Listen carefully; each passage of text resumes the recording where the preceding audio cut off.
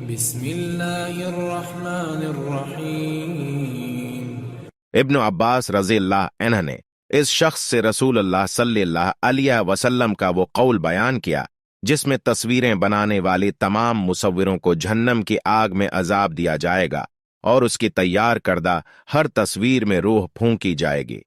صرف درختوں اور بے جان چیزوں کی پینٹنگز کی اجازت ہونی چاہیے۔ شراب پینا اسلام میں حرام یا حرام سمجھا جاتا ہے۔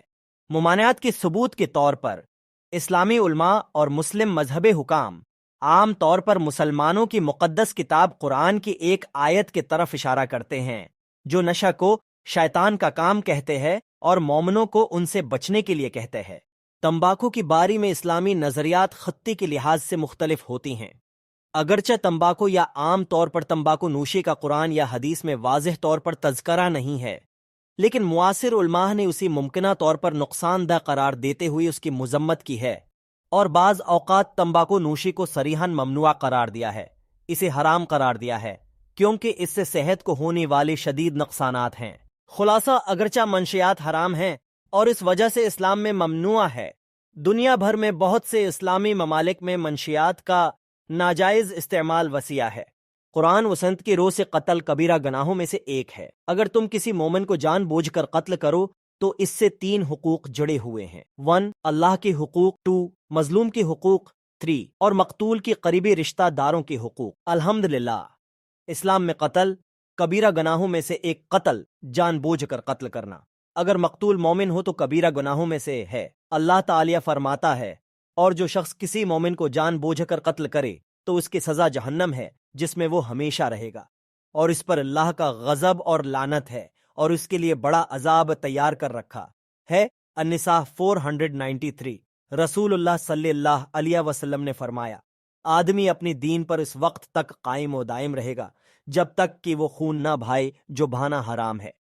جان بوجھ کر مومن کے قتل سے متعلق حقوق۔ اگر تم نے کسی مومن کو جان بوجھ کر قتل کیا ہے تو اس کے ساتھ 3 حقوق جڑے ہوئے ہیں: اللہ کے حقوق، مقتول کے حقوق اور مقتول کے قریبی رشتہ داروں کے حقوق۔ حقوق العباد کی باری میں، اگر تم اپنی رب سے سچے دل سے توبہ کرو گے تو اللہ تمہاری توبہ قبول کرے گا۔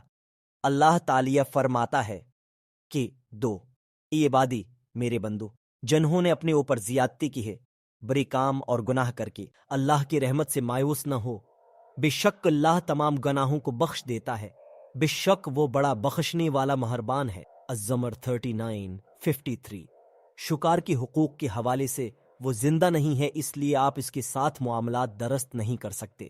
اس معاملے میں قیامت تک کا انتظار کرنا ہے، یعنی مظلوم کی طرف سے آپ کے ساتھ معاوضے کا فیصلہ قیامت کے دن ہوگا۔ لیکن مجھے امید ہے کہ اگر آپ کی توبہ درست ہے اور اللہ تعالی نے قبول کر لی ہے تو اللہ تعالی اپنی فضل سے مقتول کو اس وقت تک معاوضہ دے گا جب تک کہ وہ راضی نہ ہو جائے، اور آپ کو مہلت دی جائے گی۔ مقتول کی قریبی رشتہ داروں کے حقوق کے حوالے سے جو کہ تیسرا حق ہے، آپ اس سے اس وقت تک برے نہیں ہو سکتے جب تک کہ آپ اپنی آپ کو ان کے حوالے نہ کر دیں۔ اس لیے آپ کو اپنی آپ کو مقتول کی قریبی رشتہ داروں کے حوالے کرنا ہوگا اور انہیں بتانا ہوگا کہ آپ نے ہی اسے مارا ہے۔ پھر ان کے پاس انتخاب ہے، اگر وہ چاہیں تو تم سے بدلہ لے سکتے ہیں اگر قصاص کی شرائط پوری ہو جائیں، یا اگر وہ چاہیں تو آپ سے دیت لے سکتے، یا اگر وہ چاہیں تو آپ کو معاف کر سکتے ہیں۔